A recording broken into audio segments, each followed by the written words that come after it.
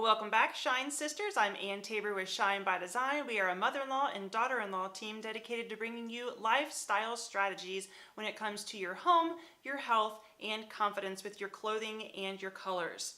That's a lot of words. If you'd like to subscribe to our channel, click on the button below and make sure you click on the bell for notifications so that you can receive all of our updates as we send them. I want to talk to you today about 4 networking tips for the introvert.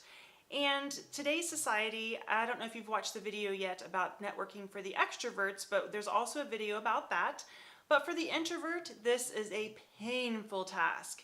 And if you have an employer that says, hey, why don't you go to this mixer and meet some people and generate some new business? If you're in insurance or real estate or a financial advisor, or if you're a mortgage, or if you do taxes, there are a lot of people that do what you do.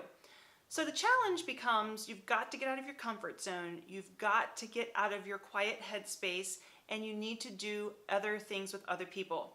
So the introvert energy thinks through their head first. All of their energy is processed internally before it's given out.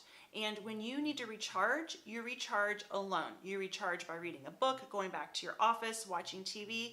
You don't recharge with a group of people. And that's how extroverts charge up. They go to work all day long and they're exhausted, and what they need to end their day is a room full of people. I don't think that sounds good at all. I'm more of an introvert, believe it or not.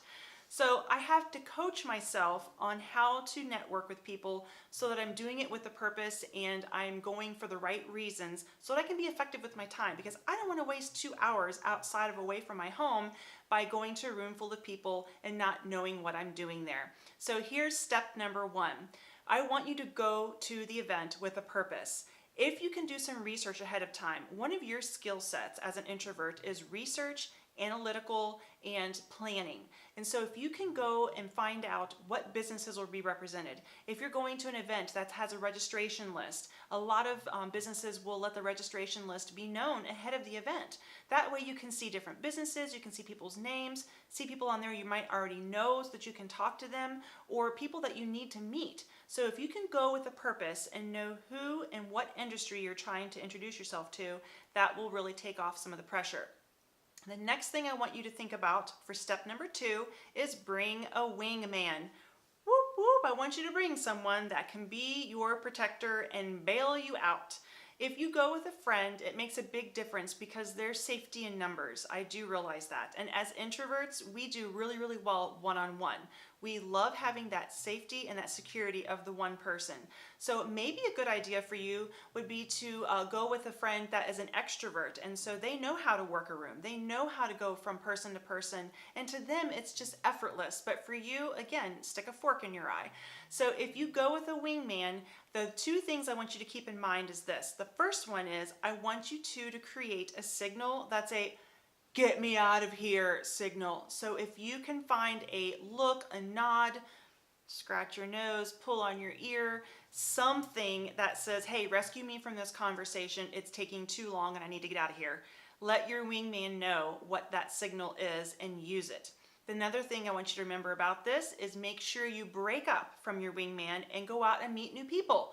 If you stay glued to the side of that one person all night long, you're really defeating the purpose of meeting new people and letting people get to know you and creating trust and credibility within a circle of different people. So even though it's comfortable and that is a good thing to have a wingman, be willing to have a signal to break it up, or be willing to make sure you plan on stepping away from that person and creating another connection with somebody else.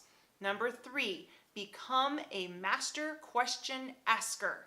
And you should be really good at this, because what do extroverts love to talk about more than anything else? Themselves? Yeah, they do. It's comfortable. They know themselves really well. And guess what? We know ourselves really well. And as an introvert, if someone were to ask us a question about ourselves, we'd be able to answer that.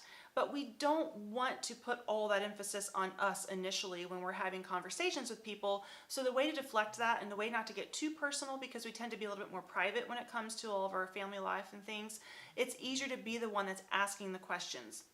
So I'll expand on this on a different video, but it's called the form method. If you can learn to have one of these topics of conversation that you're asking in the middle of this conversation that will really help you in building a connection with this person. So the first one for form is family. Ask about their kids, ask about their wife, ask if they're married, if you know they're getting married, how are the wedding plans coming? Just find ways to talk about their family, because that's always a good bragging point for most parents. And if you know they're a grandparent, you can talk about the grandchildren. So talk about family. The O is occupation. So if you're at a networking event for businesses, typically you'll have a business card, you'll have your name with your company logo on there, so it'll be easier to find out about that business. But find out from that person what they do. What do they love about their job? What's a good referral for them? Who are some people they're looking for? So build a connection by asking them about their business. The R is recreation. What are places they enjoy? What are places, what are places they enjoy going on vacation? What are some activities or hobbies of interest that they have?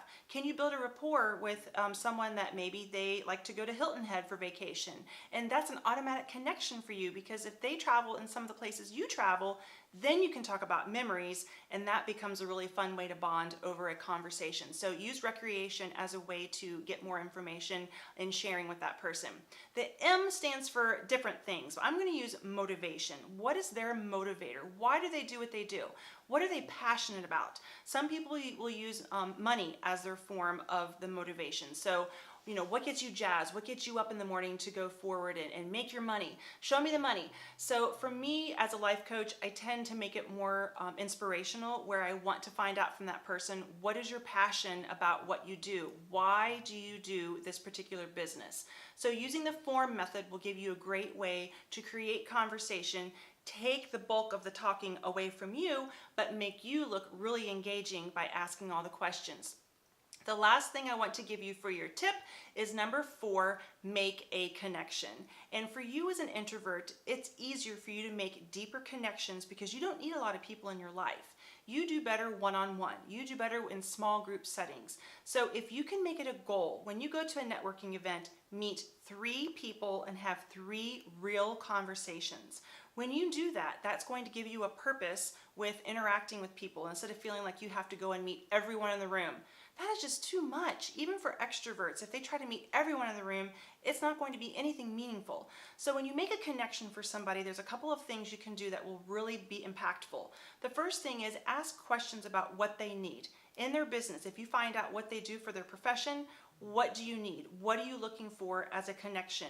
Who do you need to meet? What industry would be a good help for you?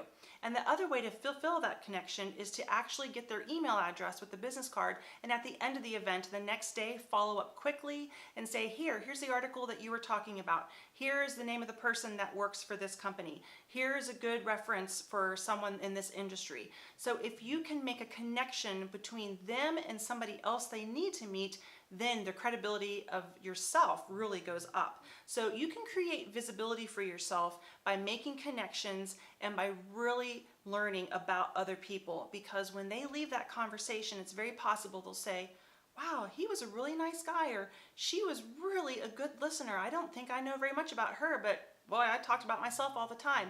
So again, it leaves a little bit of mystery for you. And when someone seems more mysterious, you kind of want to get to know them a little bit better. So it gives you the opportunity to create a conversation, but to leave a little bit left behind so that the next time you engage in conversation with them at another networking event, they'll ask you more questions about yourself. So those are my 4 tips on networking for the introvert. Go out there, make a plan, make a connection, learn how to be a great question asker, and just be willing to take somebody with you to take off some of that pressure when it comes to having to make all the conversation on your own initially. I'm Ann Tabor with Shine by Design, helping you have confident conversations.